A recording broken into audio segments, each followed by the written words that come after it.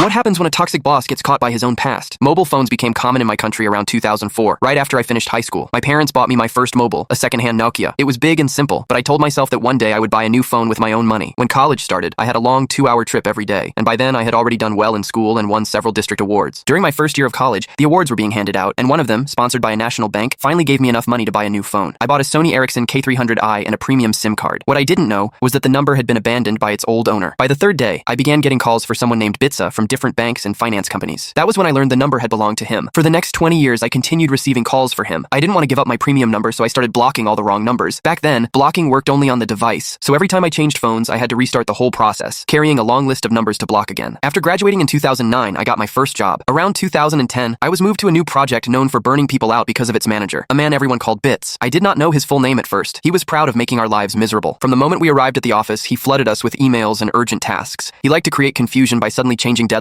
He forced us to work late nights and weekends without caring about anyone's personal life. Bits micromanaged every task and still took credit for everything that went well. When something went wrong, he shouted at people in public and blamed anyone except himself. His temper was unpredictable, and everyone worked in constant fear. He held meetings during lunch breaks or after office hours just to show his power. Most of those meetings had no purpose except to waste time and remind us that he controlled everything. His emails continued late into the night, always hinting that if we did not deliver perfectly, we would lose our jobs. Morale crashed, and many people burned out. I later found out he was from the same area as me and had studied at the same school, though years earlier. That embarrassed me even more. In 2012, our company merged with a parent company. Not much changed except that we got MS Outlook and a full organizational chart. That was when I finally saw his full name, Bitsa. My eyes widened. The name matched the one linked to my phone number. At the time, mobile numbers followed area patterns, and I already knew the old owner of my number was from my region. Still, I wanted to confirm it. I asked an old mentor who lived in the same area and had coached students for many years. He confirmed it without hesitation. Yes, Bits and the mysterious debt dodger Bitsa were the same person. I had been annoyed by this unknown man for nearly a decade, and he had been making work hell for many people. Everything suddenly connected. This was where I decided to act. First, I unblocked every number on my phone. Until then, I used to receive around 5 or 6 wrong calls daily. After unblocking more than 150 numbers, the number jumped to 15 to 18 calls a day. But I no longer ended calls by saying wrong number. Instead, I calmly told callers that the owner had changed his number and shared his current office number so they could update their records. And yes, I also provided his manager's number in case he tried to avoid them again. The reaction was explosive. These companies had been trying to chase him for almost 10 years. Banks had sold his loans to recovery agencies. He had taken loans in the names of his wife, parents, uncles, and aunts, giving everyone the same phone number. He owed more than $200,000 in total, an enormous amount in our country. There were nearly 20 cases filed against him, but no one could find him because he kept changing jobs and hiding behind that old number. No wonder he acted like nothing could touch him. There are many stories about what happened at the office once his manager began receiving those calls. Some say the manager had a complete breakdown from the non-stop ringing. Some say he called an emergency meeting to question him in front of others. What I know for sure is that Bits was fired about 2 months later. I never saw him again, and the calls slowed down soon after. For the first time in years, my phone finally felt like it belonged to me.